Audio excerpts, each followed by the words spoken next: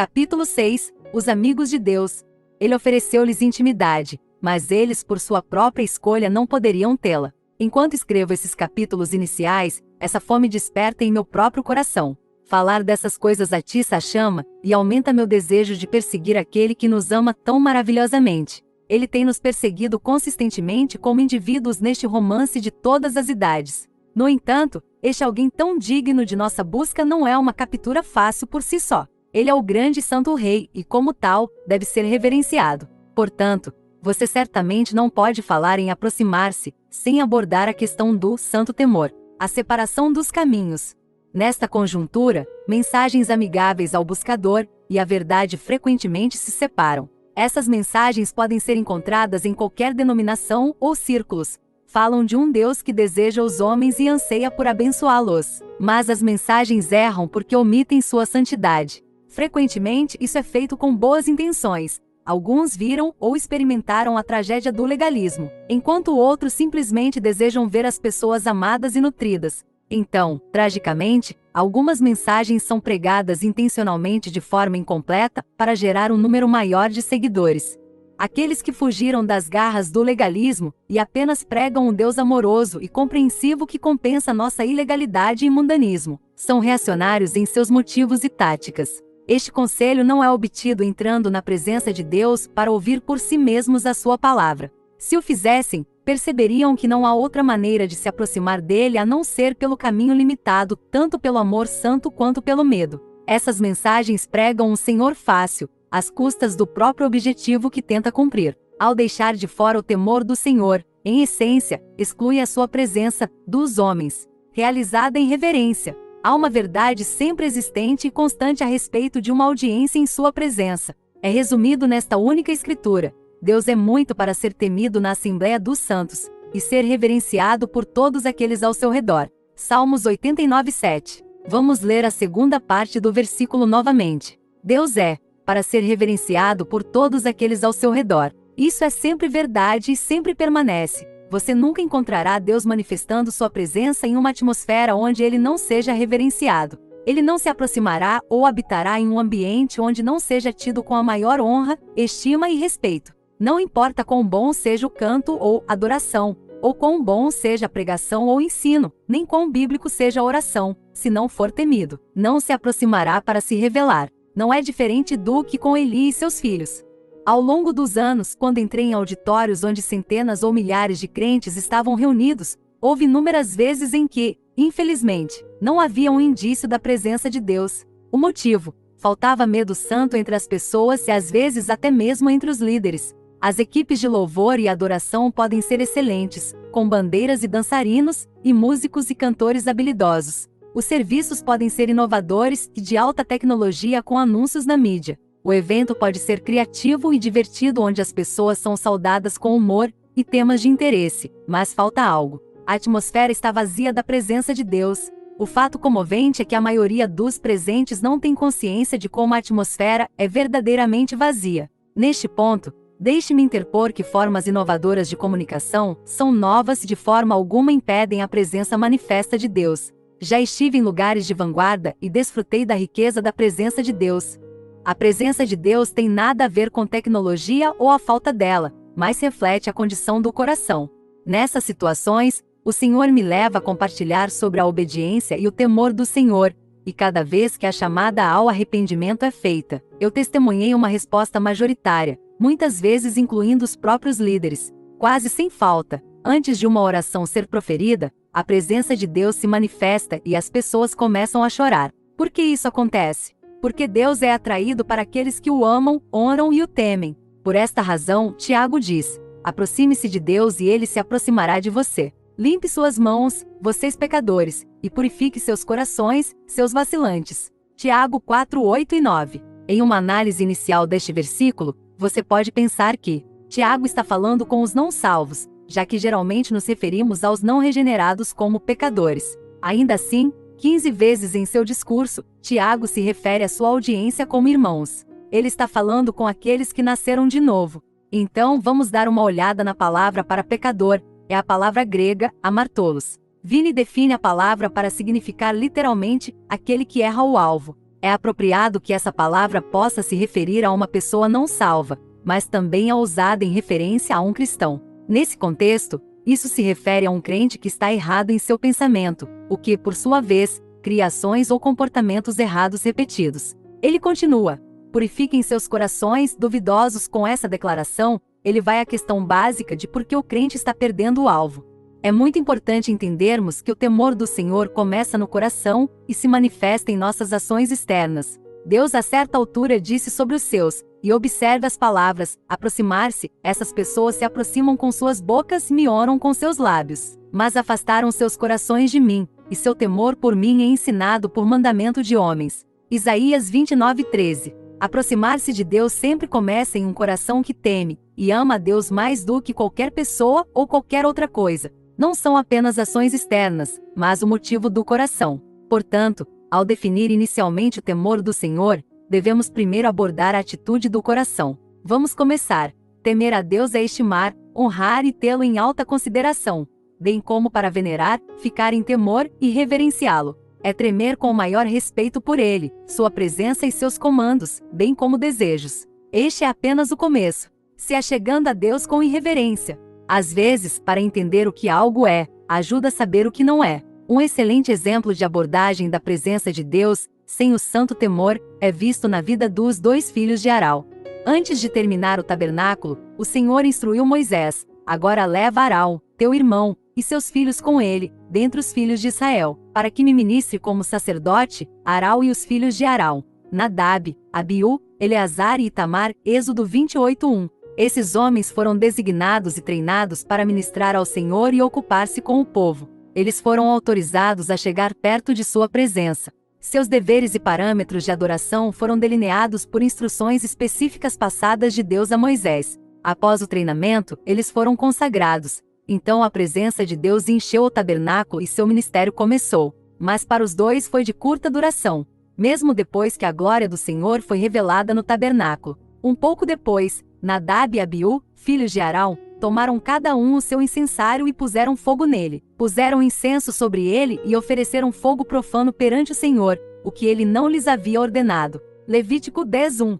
Observe que Nadab e Abiú ofereceram fogo profano na presença do Senhor. Uma definição de profano no dicionário Webster é mostrar desrespeito ou desprezo pelas coisas sagradas. Irreverente significa tratar o que Deus chama de santo ou sagrado como se fosse comum. Esses 2 homens agarraram os incensários, separados para a adoração do Senhor, e os encheram com fogo e incenso de sua própria escolha, não com a oferta prescrita por Deus. Eles foram descuidados com o que era sagrado, e isso os levou à desobediência. Eles se aproximaram da presença do Senhor levando uma oferta irreverente e inaceitável, tratando o que era sagrado como comum. Veja o que acontece. Então, saiu o fogo do Senhor e os devorou, e eles morreram diante do Senhor. Levítico 10:2. Esses 2 homens foram imediatamente julgados por sua irreverência e morreram imediatamente. Essa irreverência acontecia na própria presença de Deus, e, embora fossem sacerdotes, não estavam isentos de render honra a Deus. Eles pecaram ao se aproximar de um Deus santo como se ele fosse comum. Eles se familiarizaram muito com a sua presença. Ouça as palavras de Moisés imediatamente após seu julgamento e observe as palavras perto de mim. E Moisés disse a Arão: assim falou o Senhor, dizendo: devo ser considerado santo pelos que se aproximam de mim, e devo ser glorificado diante de todo o povo. Então Arão calou-se. Levítico 10:3. Este é um decreto eterno e também universal. Deus diz que ninguém pode se aproximar por tê-lo em baixa estima ou por considerá-lo comum. Ele deve ser considerado santo e reverenciado por todos em sua presença. O Senhor deixou claro que a irreverência não sobreviveria em sua presença, mas Nadab e Abiú não deram ouvidos. Hoje não é diferente. Ele é o mesmo Deus Santo. Não podemos esperar ser admitidos em sua presença com atitudes desrespeitosas. Não há exceções especiais por causa de conexões familiares. Esses 2 sacerdotes eram sobrinhos de Moisés, bem como filhos de Arão. Mas ambos sabiam que era melhor não questionar o julgamento de Deus, pois só ele é justo. Na verdade, Moisés avisou Arão e os 2 filhos sobreviventes a nem mesmo lamentar seu julgamento para que não morressem também. Isso teria desonrado ainda mais o Senhor, de modo que os corpos de Nadab e Abiú foram carregados para fora do acampamento e enterrados. Esses 2 jovens aceitaram levianamente as instruções específicas de Deus. Eles vieram com irreverência, e não tinham o temor de Deus, e essas condições cardíacas produziram ações desobedientes. Vemos que a raiz do pecado é a falta de temor do Senhor. Medo de Deus versus temor de Deus. Quando Deus apareceu aos filhos de Israel no Monte Sinai, eles não puderam ficar em sua presença. O motivo? Eles não tinham o temor do Senhor. Pela primeira vez eles se retiraram de sua presença. Moisés se dirigiu a eles: não tema, porque Deus veio para te provar, e para que o seu temor esteja diante de ti, para que não peques. Êxodo 20:20. Moisés disse: não tema, porque Deus veio para ver se o medo está diante de você. Parece uma contradição, mas não é.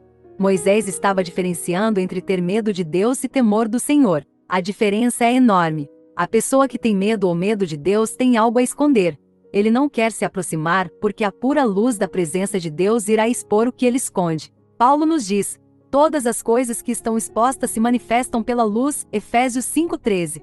Deus não quer que tenhamos medo dele, mas que tenhamos medo dele. Paulo escreve: Deus não nos deu espírito de temor, 2 Timóteo 1:7, e João escreve: não há temor no amor, mas o amor perfeito expulsa o medo, porque o medo envolve tormento. Mas quem teme não foi aperfeiçoado no amor, 1 João 4:18. Esses homens estão se referindo ao espírito de medo, não ao temor de Deus com essas declarações, pois os escritores do Novo Testamento também nos dizem para operar a tua própria salvação com temor e tremor, Filipenses 2:12. E novamente Paulo nos diz que devemos servir a Deus de maneira aceitável, com reverência e temor piedoso, pois o nosso Deus é um fogo consumidor, Hebreus 12:28 e 29. Pedro é ainda mais contundente ao escrever: está escrito, sede santos, porque eu sou santo. E se invocais o Pai, que sem parcialidade julga de acordo com o trabalho de cada um, conduzi-vos durante todo o tempo de vossa estada. Aqui com medo, 1 Pedro 1:16 e 17. Ao ler essas declarações, você certamente não pode descartar o temor sagrado como uma parte vital do cristianismo do Novo Testamento. Observe que Moisés diz ao povo quando a presença de Deus chega, para que o seu temor esteja diante de vocês, para que não pequem. Não é o amor de Deus, mas o temor do Senhor que nos impede de pecar. Paulo diz: trabalhe a sua própria salvação com temor e tremor, não amor e bondade. Em outra epístola, ele exorta que, visto que temos a promessa da presença de Deus habitando entre nós, purifiquemo-nos de toda a imundície da carne e do espírito, aperfeiçoando a santidade no temor de Deus, 2 Coríntios 7:1. Observe que ele não disse no amor de Deus. Nunca me esquecerei de uma visita a um conhecido ministro que estava na prisão por fraude. Eu questionei: quando você deixou de amar Jesus? Ele olhou para mim e disse sem hesitação: eu não fiz. Intrigado, respondi: mas e quanto à fraude e ao adultério? Ele disse: John, eu amei a Deus durante todo o processo, mas não o temi. E então ele disse algo que me fascinou: John, existem milhões de cristãos americanos como eu. Eles chamam Jesus de seu Salvador e o amam, mas não o temem como seu Senhor Supremo.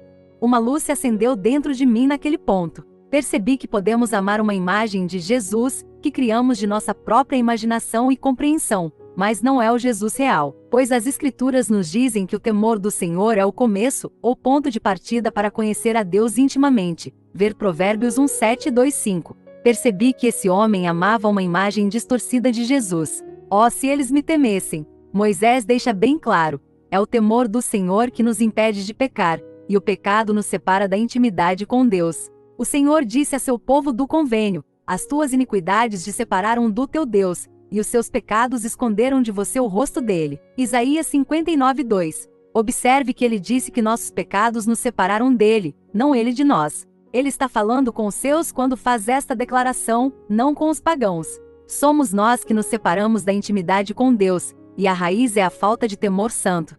Ao contrário do homem que tem medo de Deus, o homem que teme a Deus não tem nada a esconder. Ele sabe que sua vida é um livro aberto diante do Senhor. Ele coloca os desejos de Deus acima de tudo. É mais pesado do que seus amigos, familiares ou até mesmo sua alma deseja. Ele percebe que não há nada mais gratificante do que obedecer a Deus. Ele negou a si mesmo, tomou sua cruz e está seguindo Jesus. Ele vive para Deus. Isso descreve a vida de Moisés. Ele temia Deus. Israel não fez. Eles estimavam seus desejos, necessidades e conforto acima do que Deus desejava. Eles não confiavam nele, embora repetidamente vocalizassem que sim. Eles duvidaram constantemente, embora confessassem o contrário. Eles não estimam sua palavra, desejos ou mandamentos acima de tudo, e porque eles não temem, eles nunca poderiam amá-lo verdadeiramente. Por quê? Eles nunca experimentaram uma revelação real dele.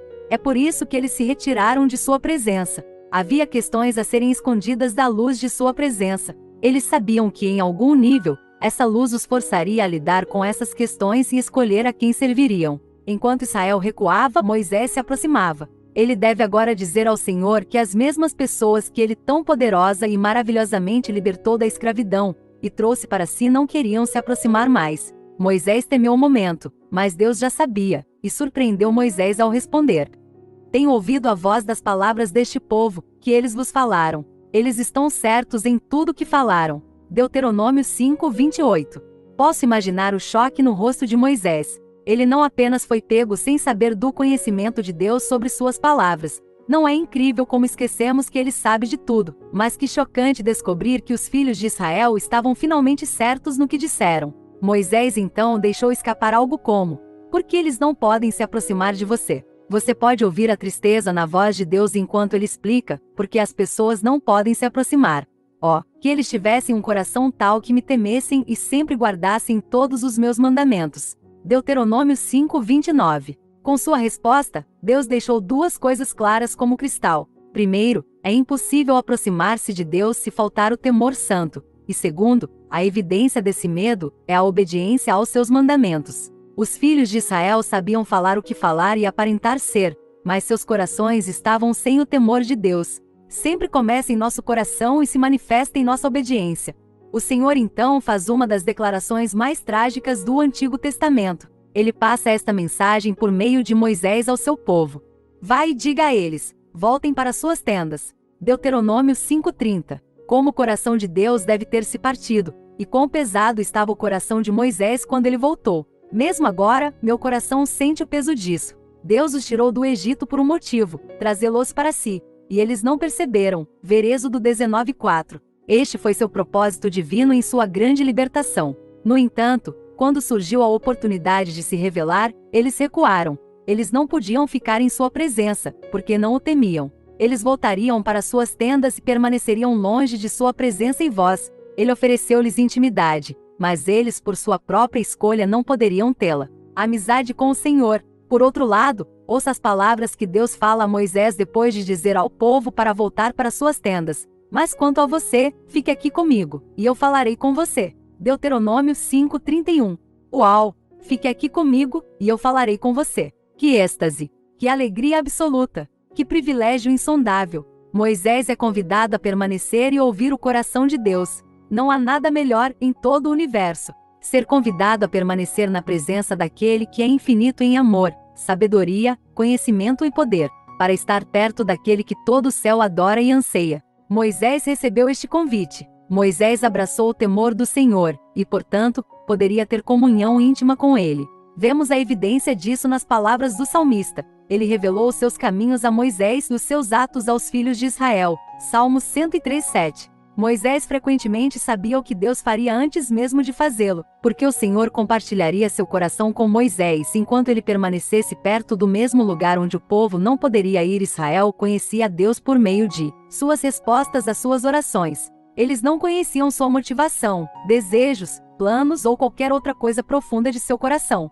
Eles sabiam o que ele fez, mas nunca por que ele fez isso. Moisés o conheceu pelo que foi falado no lugar secreto. Uma das minhas escrituras favoritas é: o segredo do Senhor está com aqueles que o temem, e ele lhes mostrará sua aliança. Salmos 25:14.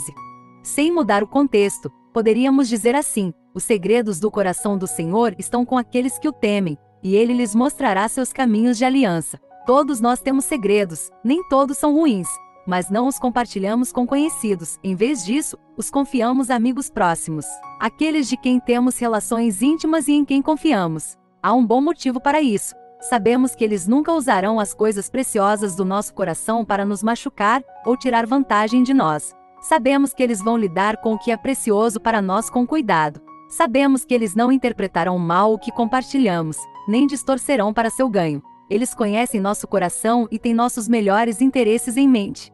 Deus não é diferente. Ele não compartilha seus segredos com aqueles que estão excessivamente preocupados com seu próprio prazer e bem-estar. Ele compartilha seus segredos com aqueles que têm seu coração e entregaram suas vidas, aqueles que ele chama de amigos. Uma tradução confirma isso ao anunciar: a amizade com o Senhor está reservada para aqueles que o temem, com eles ele compartilha os segredos da sua aliança. Salmos 25:14. Abraão, o amigo de Deus. Há um homem chamado amigo de Deus no Antigo Testamento, seu nome é Abraão. Por que ele era amigo de Deus? A resposta é encontrada no maior teste que ele já enfrentou. Ele esperou 25 anos pela promessa de Deus, o filho nascido dele e Sara, sua esposa estéril. Muito depois de ter passado o período normal de procriação, Deus deu esse filho, e eles o chamaram de Isaque, que significa riso. Esse jovem trouxe para seu lar uma alegria, além do que eles imaginavam.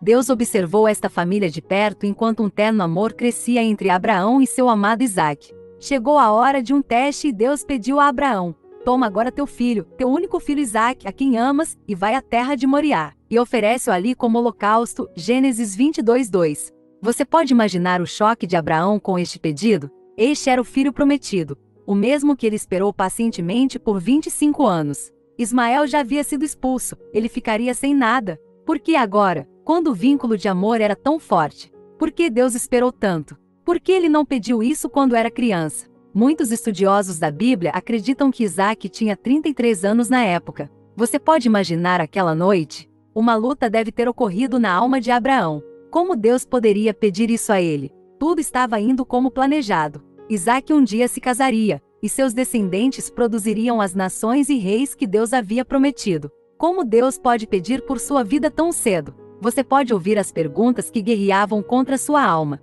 Por que ele me deu Isaque em primeiro lugar? Por que ele o daria apenas para levá-lo embora? Ele ama Isaque como eu? Por que não tirar minha vida em vez disso?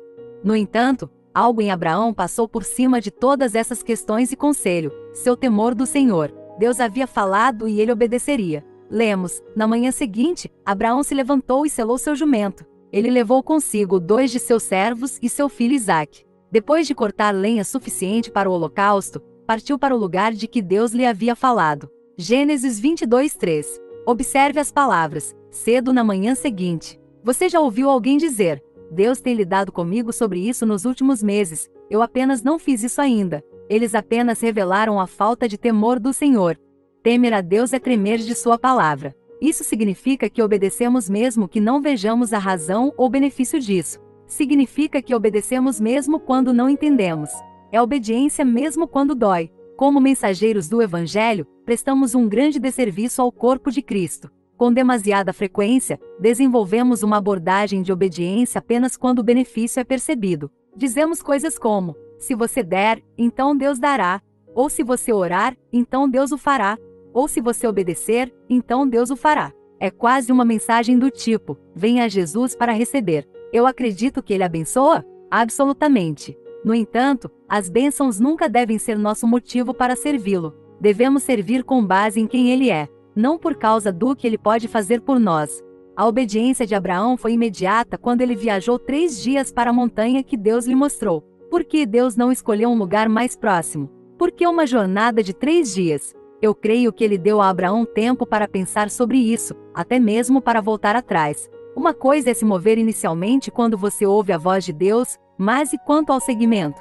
Que tal 3 dias depois, quando você não tiver ouvido nada dele, e agora você está olhando para a montanha, onde você vai matar a pessoa e a coisa mais importante em sua vida? Não obstante, Abraão foi ao topo da montanha, construiu um altar, amarrou Isaque e ergueu a faca. Então, de repente, o anjo do Senhor chama Abraão: não coloque a mão sobre o rapaz, nem faça nada com ele, pois agora sei que temes a Deus, visto que não negaste a mim teu filho, teu único filho. Gênesis 22:12.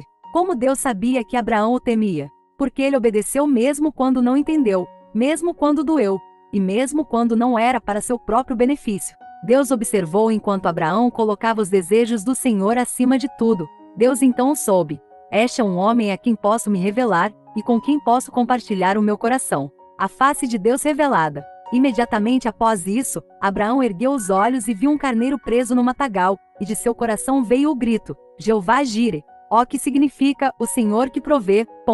Ele foi o primeiro a conhecer a Deus como Jeová Jire. Deus revelou esta faceta de si mesmo, que nenhum homem jamais conheceu antes em resposta à reverência e obediência de Abraão.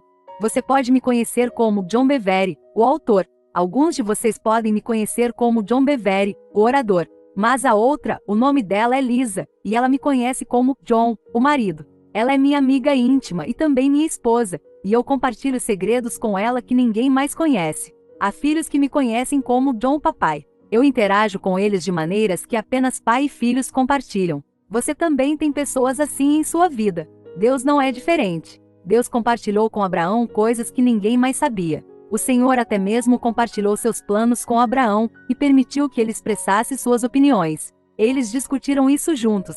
Uma dessas situações foi Sodoma e Gomorra. Deus disse: "Devo esconder meu plano de Abraão?" Gênesis 18:17. O Senhor abordou Abraão para discutir essa situação, e Deus valorizou e ouviu sua opinião. Sodoma agora seria poupada se 10 homens justos residissem nela. No entanto, não havia nem 10. Indiferente ao plano de Deus. É incrível que o sobrinho de Abraão, Ló, a quem a Bíblia chama de justo, ver 2 Pedro 2:7, era tão diferente. Ló era carnal e não temia a Deus. Sua história é completamente diferente. Ele começou com Abraão, mas sempre que a carne habitar com o espírito, eventualmente haverá um conflito. Abraão, estando mais interessado nas coisas de Deus do que no que este mundo tem a oferecer, apresenta a Ló uma escolha. Abraão pegaria as sobras, que sem os 2 homens acabariam sendo as mais frutíferas, pois seria a terra que mana leite e mel. Lemos: Ló deu uma boa olhada nas férteis planícies do Vale do Jordão, Gênesis 13:10. Na época, era a terra mais desejável e fértil. Por que um longo olhar? Ele sabia que as cidades de Sodoma e Gomorra estavam cheias de iniquidade. Esse longo olhar provavelmente envolveu a tentativa de descobrir uma maneira de desfrutar de sua abundância, sem ser pego por sua influência. Ele decidiu armar sua tenda nas planícies de Sodoma, em vez de morar na cidade. Dessa forma, ele poderia manter distância do epicentro de sua maldade, mas ainda assim desfrutar da abundância da área. Lemos: Ló mudou suas tendas para um lugar perto de Sodoma, Gênesis 13:12. No entanto, não importa o quão bem você planeje ficar longe do pecado, se você não temer a Deus, você acabará gravitando em torno dele. Isso era verdade para Ló.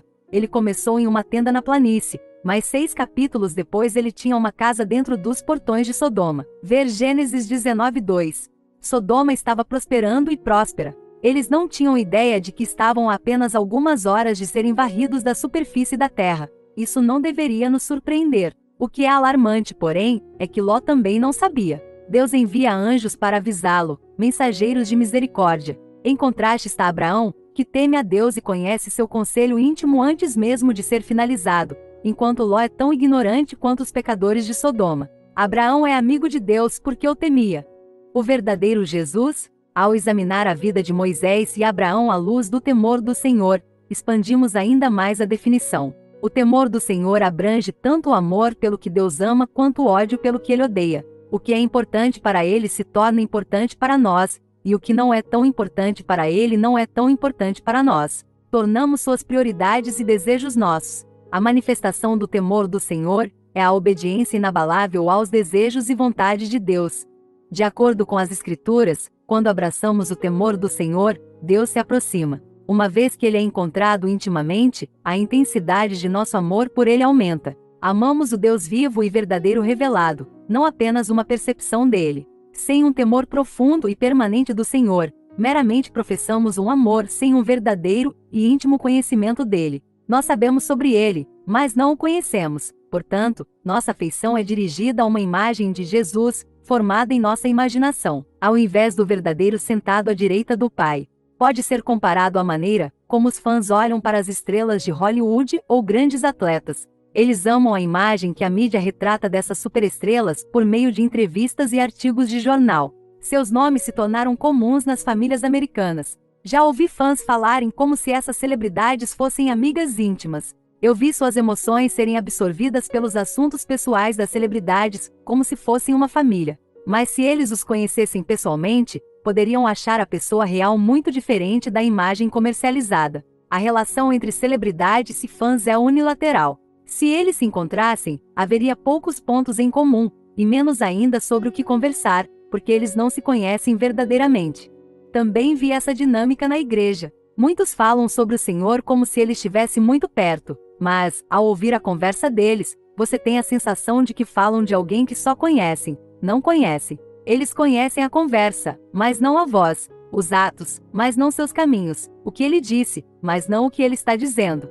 Um exemplo extremo disso aconteceu no ano passado. Minha família e eu estávamos de férias no Havaí. Acordei cedo por causa da diferença de fuso horário. Nesta manhã eu estava orando na praia, quando um homem se aproximou de mim e começou a falar. Ele estava tão empolgado com a ilha e quase imediatamente deixou escapar. As garotas aqui são maravilhosas. Eles são tão amigáveis e extrovertidos. Ele continuou a conversar sobre uma festa da qual havia comparecido recentemente e outros tópicos carnais. O tempo todo sua conversa foi pontuada por palavrões. Ele me perguntou o que eu fazia da vida e eu disse a ele. Quando soube que eu era ministro, ficou muito animado e começou a falar comigo sobre o Senhor. Ele compartilhou seu envolvimento em um ministério de evangelismo que sua igreja teve para motociclistas e então falou sobre seu pastor. Ele compartilhou como conheceu Jesus e até me deu um folheto que ele possuía. Em seguida, ele falou sobre sua esposa e filhos dormindo no hotel. Meus pensamentos voltaram imediatamente para sua empolgação com as garotas da ilha. Meu coração se partiu quando ficou evidente que esse homem cria que conhecia o Senhor, mas sua vida mostrou o contrário. É por isso que Jesus diz que conheceremos os crentes por seus frutos ou estilo de vida, não por suas palavras ou ministérios. Ver Mateus 7:20-23. Este é apenas um dos vários exemplos que poderia citar. Estou certo de que você já encontrou alguns igualmente dramáticos. Em todos esses casos, o conhecimento de Deus dos cristãos professos é como o leque com a estrela mundial. Meu coração se parte com isso. Aqui estão pessoas que desejam a salvação, mas amam o mundo e elevam seus prazeres, horários e planos acima dos desejos de Deus. Depois, há aqueles que são realmente salvos, mas como Ló, eles são carnais e enredados nos assuntos do mundo. Eles querem servir a Deus, mas são escravizados por seus apetites. Eles não permitiram que a cruz destruísse sua vida própria ao resistirem à obra purificadora de Deus. Eles não buscam apaixonadamente sua vontade e o avanço do reino. Embora salvos, eles não têm intimidade com ele. Eles ainda vivem no pátio externo, restringidos pelo véu de sua própria carne. Eles não podem se aproximar do novo e vivo caminho. Eles estão perto de sua presença, mas até agora.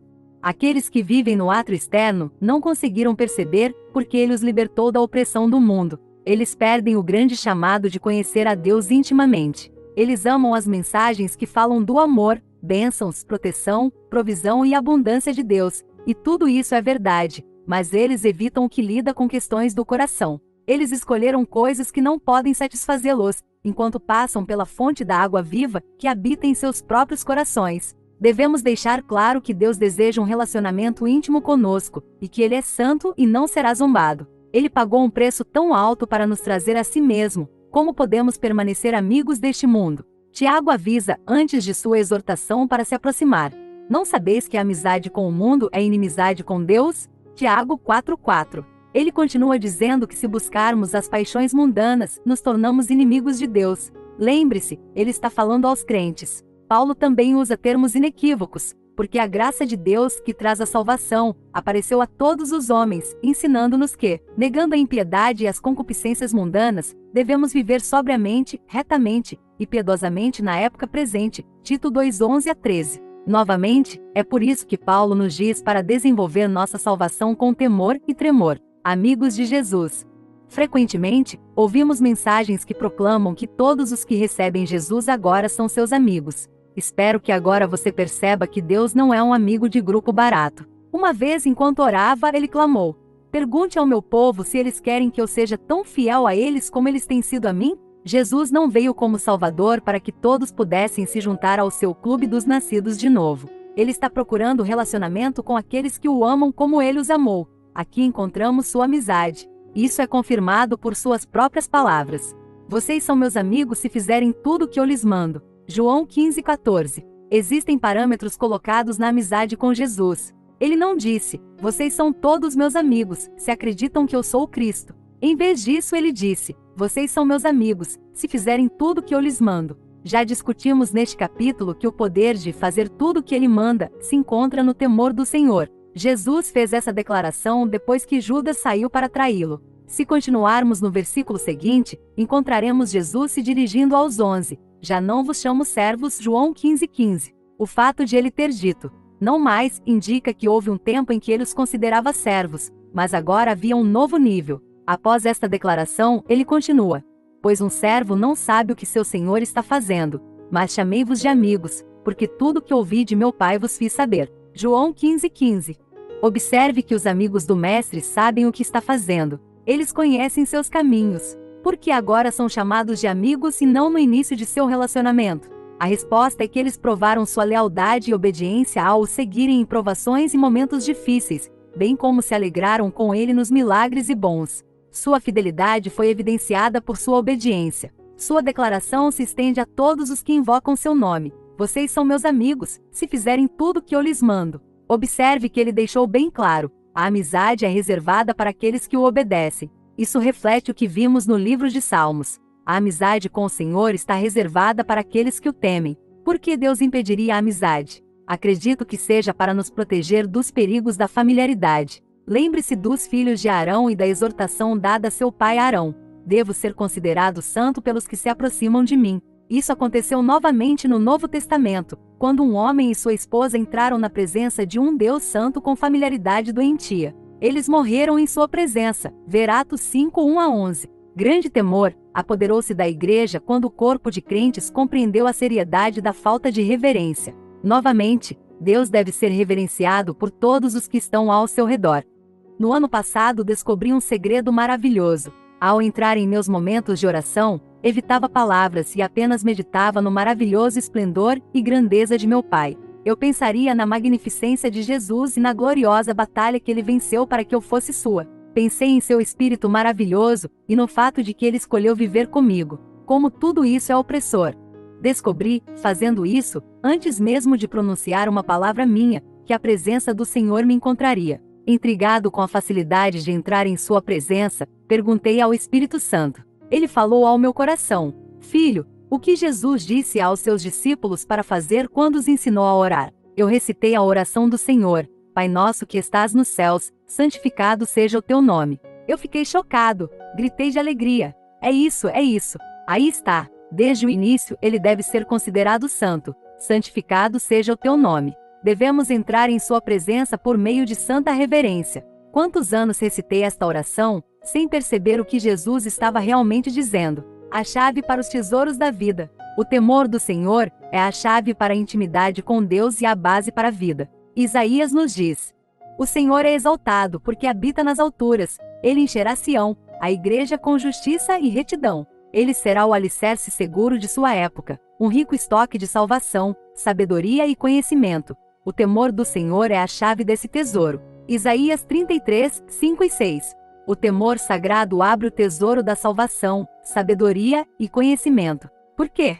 Porque é o alicerce para a intimidade com Deus e nesse lugar de intimidade seus tesouros são revelados. Ao lado do amor de Deus, ele constitui o próprio fundamento da vida. Não podemos amar verdadeiramente a Deus e desfrutar de intimidade com Ele antes de primeiro temê-lo. Questões para estudo. Primeira, em suas próprias palavras, como você descreveria o que significa temer a Deus, versus ter medo de Deus? Segunda, este capítulo compara Abraão, um amigo de Deus, com seu sobrinho Ló, que foi chamado de justo. Enquanto Ló pesquisava as terras desejáveis em direção às cidades perversas de Sodoma e Gomorra, ele obviamente estava tentando descobrir uma maneira de aproveitar a abundância das cidades, sem ser pego por sua influência. Você já se sentiu inclinado a raciocinar da mesma maneira? Como o temor correto do Senhor impediria esse raciocínio falho? Terceira, pensando no encontro havaiano do autor com o homem na praia, você já teve encontros semelhantes? Como você lidou com eles? Quer tenham sido tão radicais quanto aquele incidente ou não, houve momentos em que você foi o homem na praia, onde sua conversa ou ações traíram onde seu coração realmente estava naquele momento. O que você aprendeu, ou está aprendendo atualmente com essas instâncias? Quarta, à luz dos Salmos 25:14, a amizade com o Senhor está reservada aos que o temem. O autor destaca que Deus retém a sua amizade para nos proteger dos perigos da familiaridade. Quais são os perigos da familiaridade? Deus te abençoe e até o próximo capítulo.